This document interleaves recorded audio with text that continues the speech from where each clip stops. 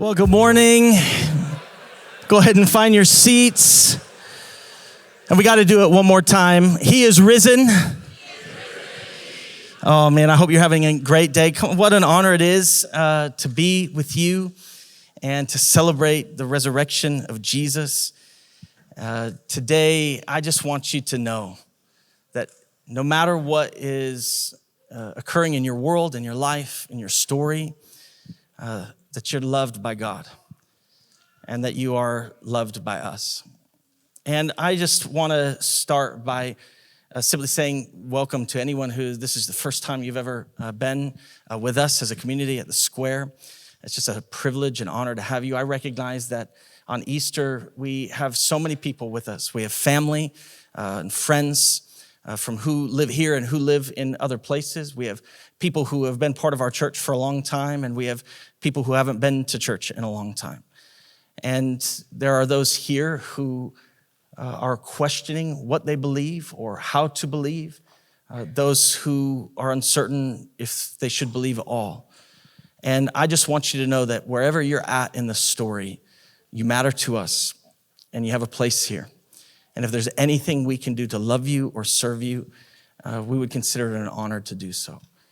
And today, I actually want to just invite you into a few thoughts out of Ephesians 5:1-2. As a church family, we are walking verse by verse through the book of Ephesians, and we found ourselves at this perfect moment to stop and celebrate the resurrection of Jesus together today.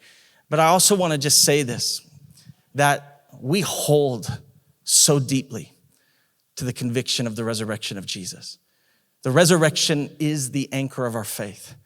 And I want you to know that our belief in the resurrection of Jesus is not simply hopefulness or a feeling, that we believe in the trustworthiness of the resurrection of Jesus intellectually. We believe it trustworthy archaeologically. We believe it trustworthy historically. We believe it to be the fundamental truth of the world. And we honor that if you're here and you're saying, hey, you're coming and speaking about this incredible idea of resurrection, but why do you believe?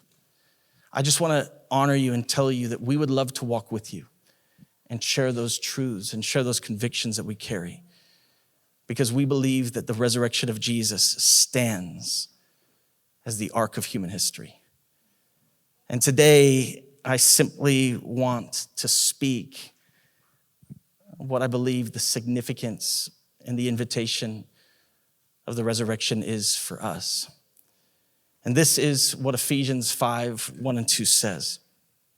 Therefore, be imitators of God as beloved children, and walk in love as Christ loved us and gave himself up for us, a fragrant offering and sacrifice to God. Yeah, the amazing thing about the stories of the scriptures and moments in the Bible is that when you slow down, they always hold more than you could have ever imagined. And what I have learned as I've sat with these two verses, that simply within these two verses is maybe the whole story of life itself.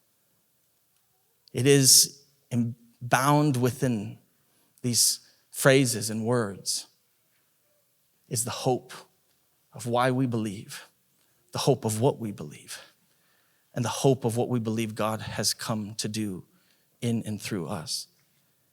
And I actually love, because when you stop and slow down, what you begin to see is that there's really four things that are happening. And I want to invite you in to see these with me. In essence, Paul is saying you becoming something because you are something, because Jesus did something that now declares something.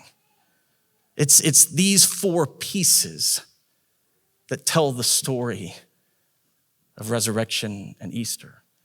It's these four pieces that tell the fundamental story of life.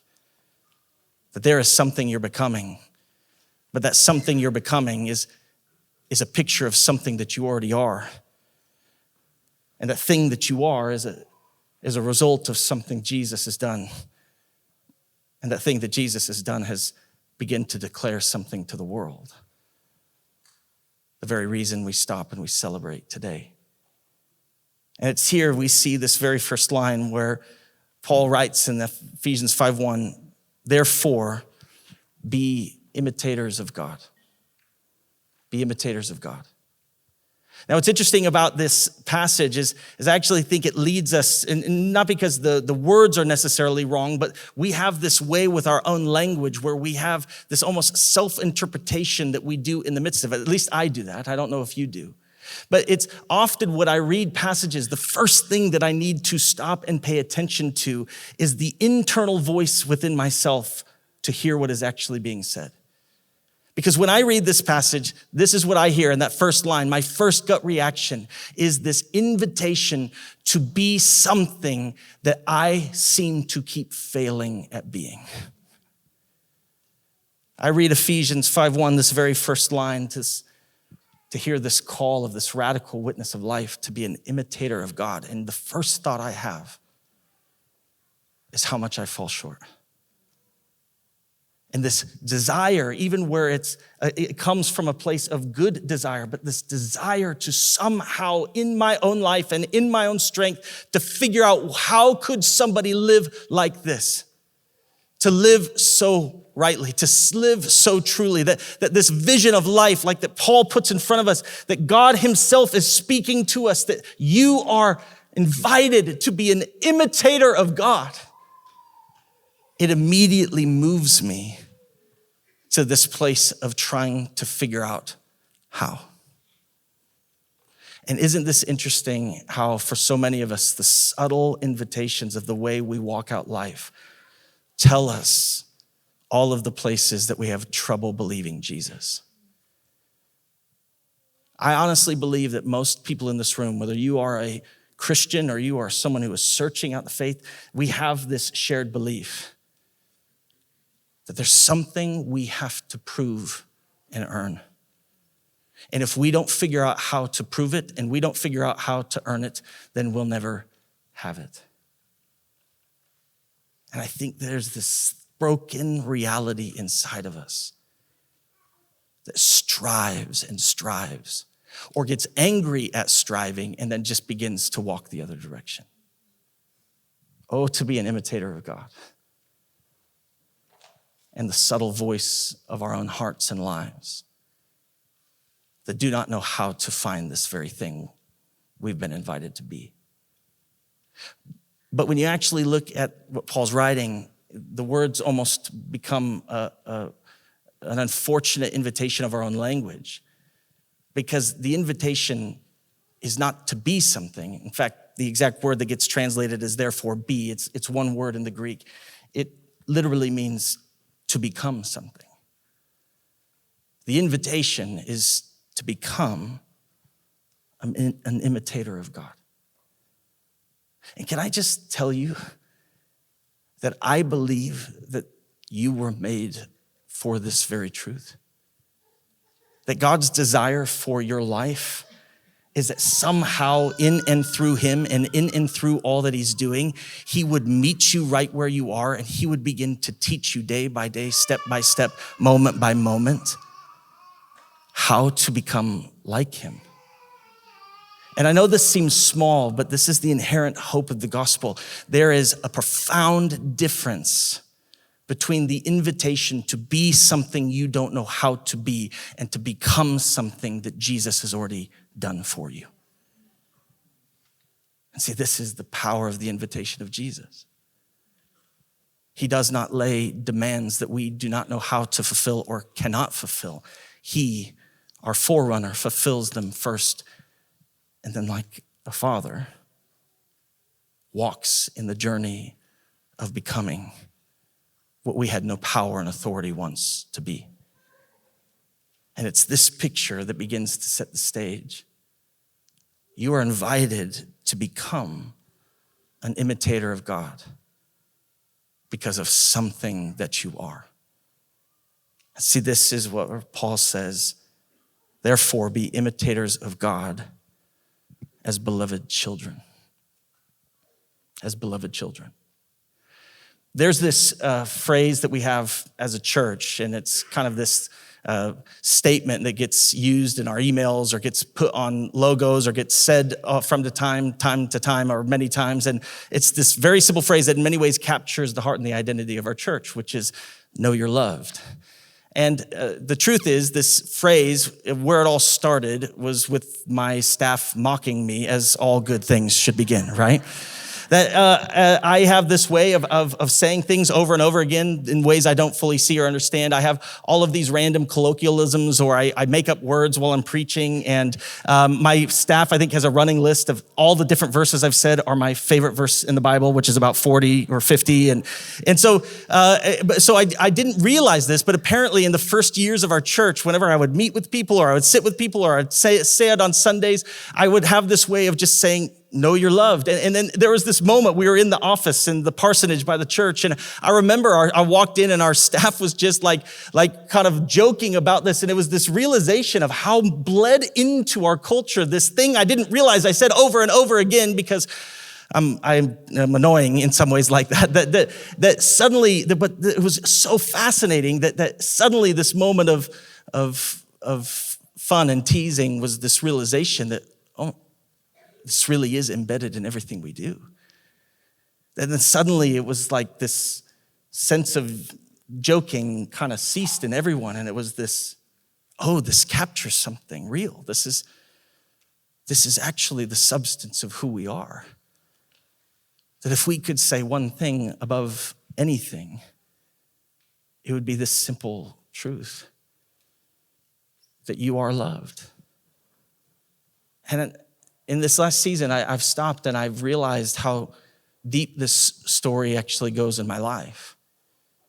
Because the language that just naturally began to emerge in my own heart and life as we planted the square was simply the foundation of the language and the story of my life. That my own dad, who my parents are just heroes in my life, they are just remarkable men and women. And my dad, I remember this, that if there was one thing my father told me more than anything else, he would pull me aside and he would just simply say, do you know how much I love you? My father is not an emotional man. I don't remember.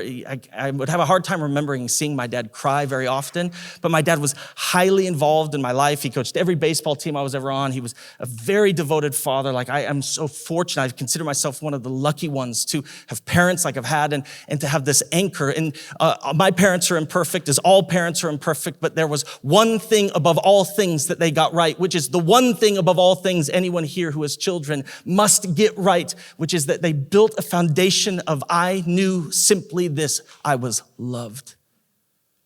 I remember my dad he would coach my baseball. I have this memory. I was on an 11-year-old game. It was a random baseball game. My dad was the third base coach. It was a pitch that got behind the catcher. Nothing big, nothing important happening. And my dad calls me up to him. And I'm like, I don't know, he's going to tell me to bunt or something. I don't know what he's my coach. He's going to tell me something to do. And he pulls me in and he looks at me and goes, do you know how much I love you?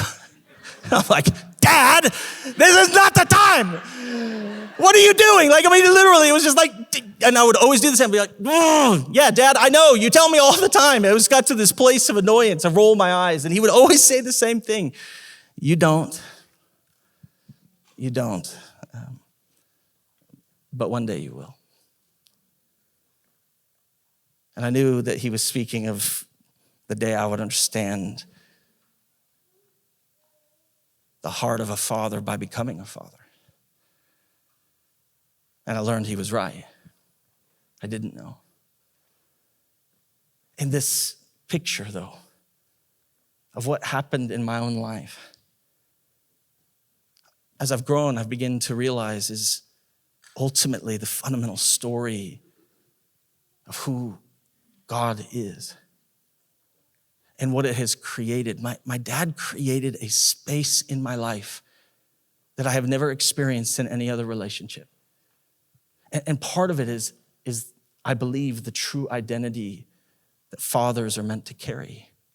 I still remember in my life, I struggled with lots of things, experienced lots of pain and death in my world. And even though I had this genuine and sincere life with God and family, I began to walk away, a prodigal journey and season in my life.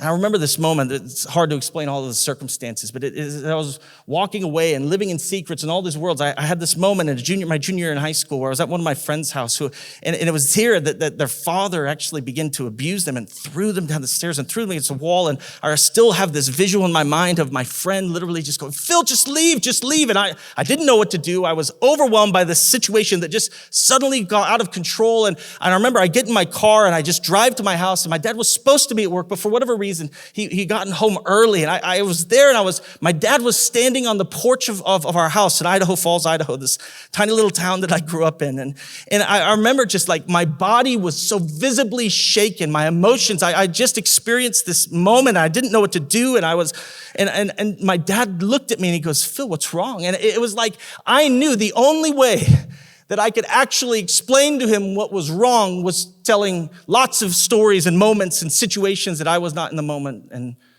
heart to do. And I remember feeling this tension. Everything inside of me just wanted to be like, "Hey, Dad, let me tell you what's actually going on in my life." But I was so ashamed. I was so afraid. So I just stood there. I remember my dad just for like minutes, he just watched me, and I just stood there like I was frozen. And eventually my dad just set down what was in his hands, and he came. He just wrapped his arms around me. I just began to weep. And he just said, I remember him speaking in my ear, "Hey, if you can't tell me, tell him. He loves you the most. He loves you the most." These moments in my life have shaped me. Still to this day, there's these moments and situations where all I want is a conversation with my dad. I've come to see, and I bet many of you will resonate this, maybe specifically the men will resonate that. In every situation in my life, I'm responsible for something. I have an identity in something. I have a burden in something. My mom, who has shaped my life probably more than any other human being alive, the wake of her love is evident in who I am. But even towards my mom, as a man, I feel this deep love and responsibility to care for her and she's my mother. There's always a sense of responsibility. Oh, but when I'm with my dad, I don't have to be anything other than the one thing that's truest of me.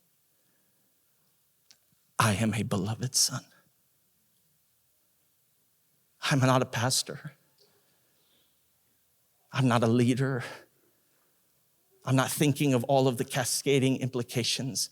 I get to be a son.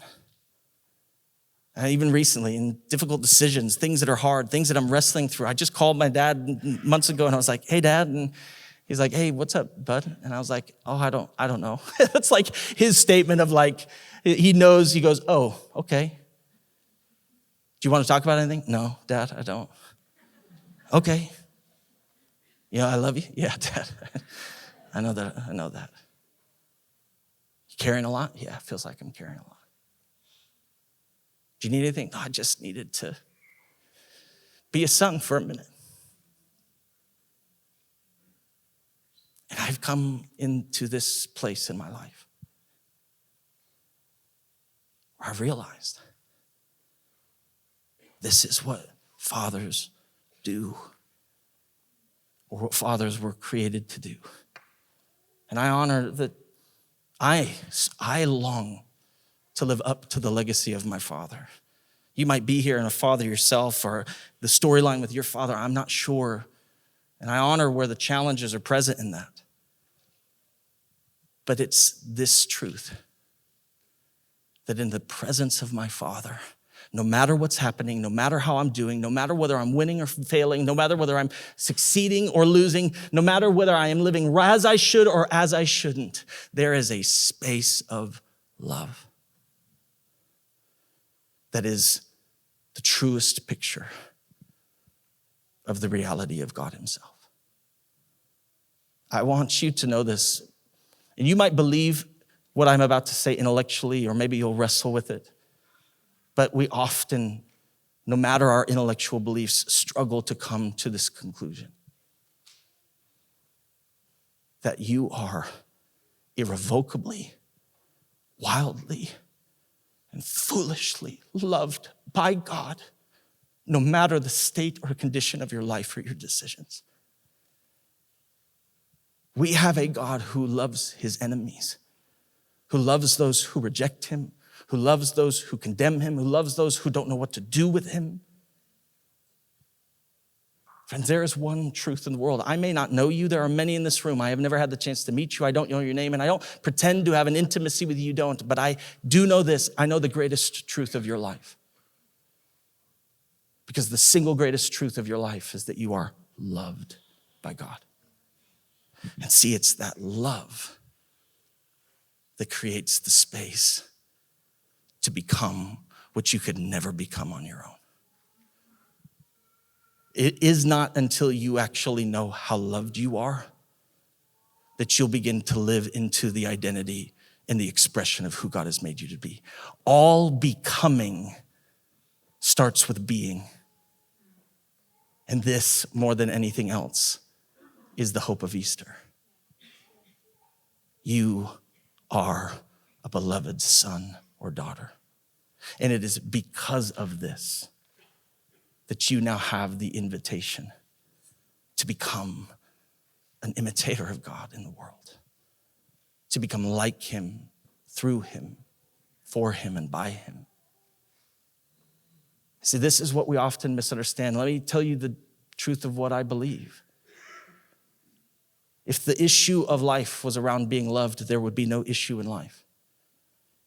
If salvation was a matter of how loved people are, the world would be saved. But it is only through the radical reality of love that opens the door to become an adopted son or daughter in Jesus.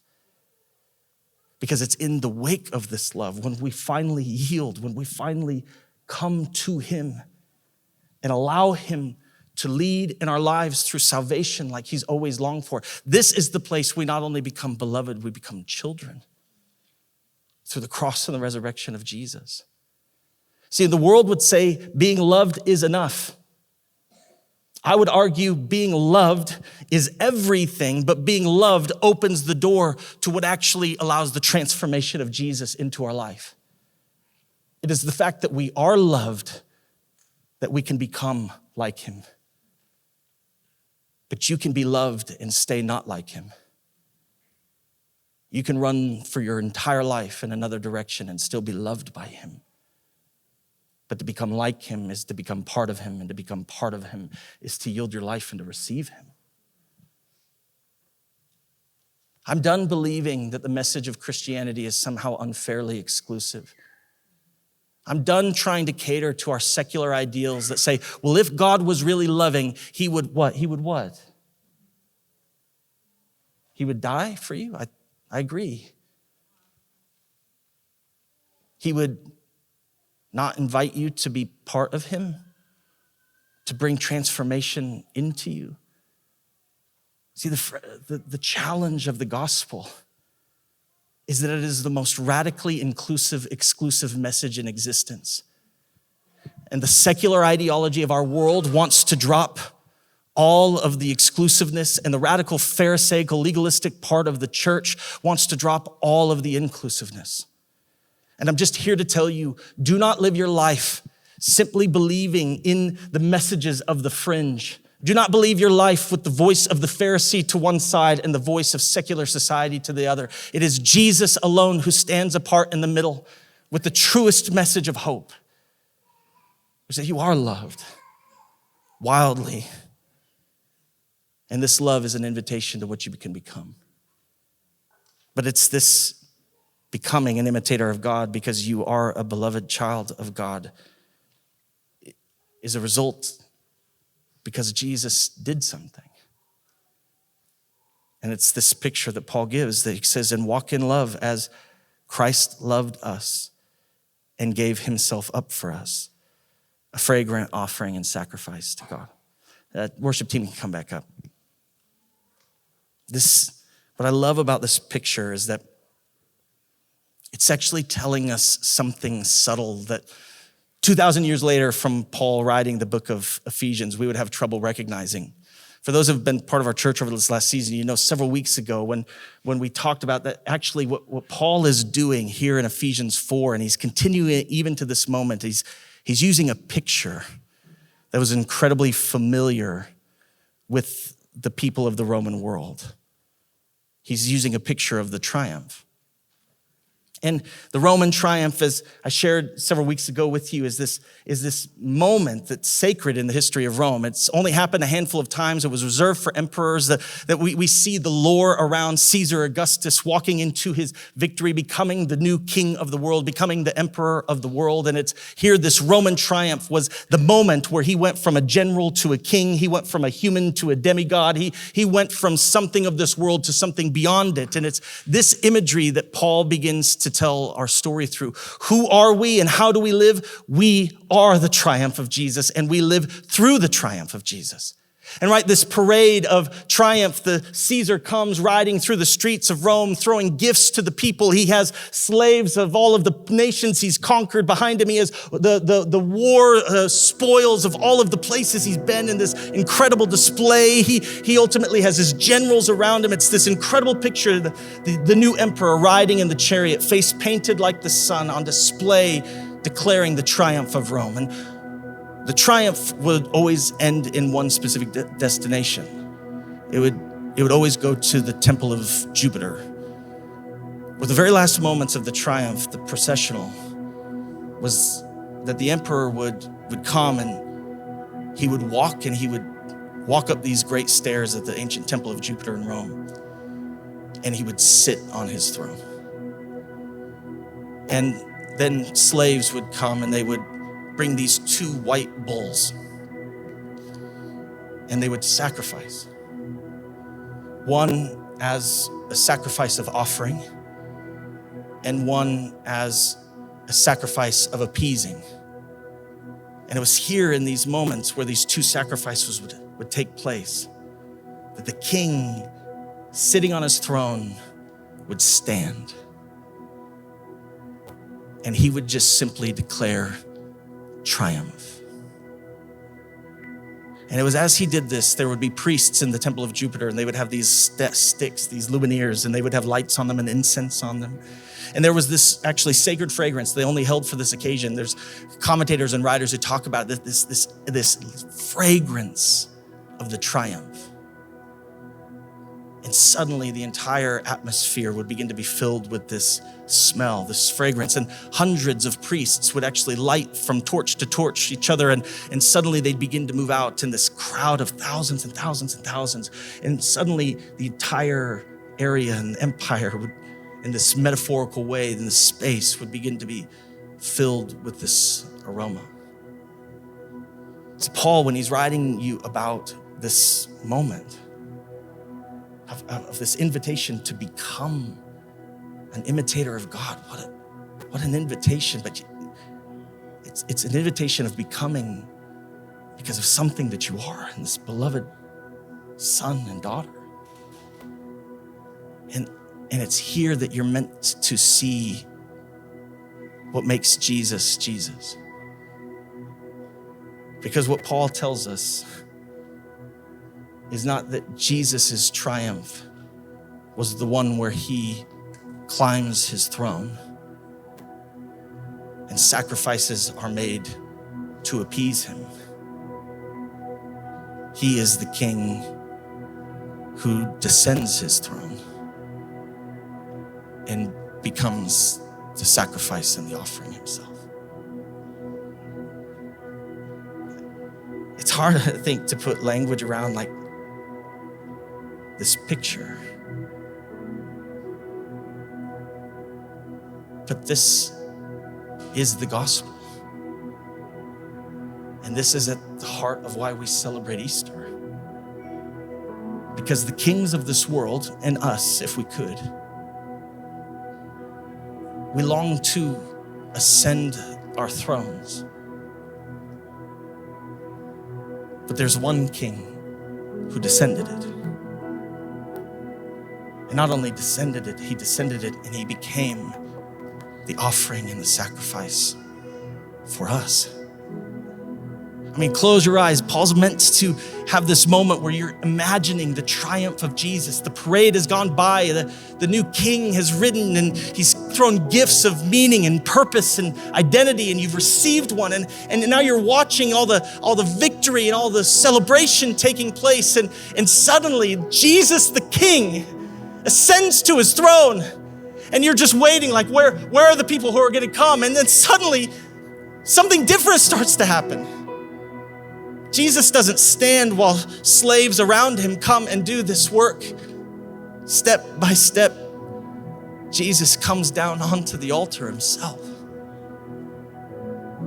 And the sacrifice of union is him. He's the God who descends. He's the God who walks down. He's the God who empties himself. He's the God who becomes what we were so we could become what he is. This is why there's no one like Jesus. Because he is the only king who becomes sin so that sin can become whole. He's the only king that leaves his throne to make room for people like us to be loved. To be loved. See this picture, you're becoming an imitator of God because you are a beloved child of God, because Jesus is the king who descends. It's the fact that he stepped down from his throne that creates the space for us to be sons and daughters. But this picture is meant to tell us something that very simply, in the phrase of Paul, this fragrant offering, this fragrant smell that now cascades out the world.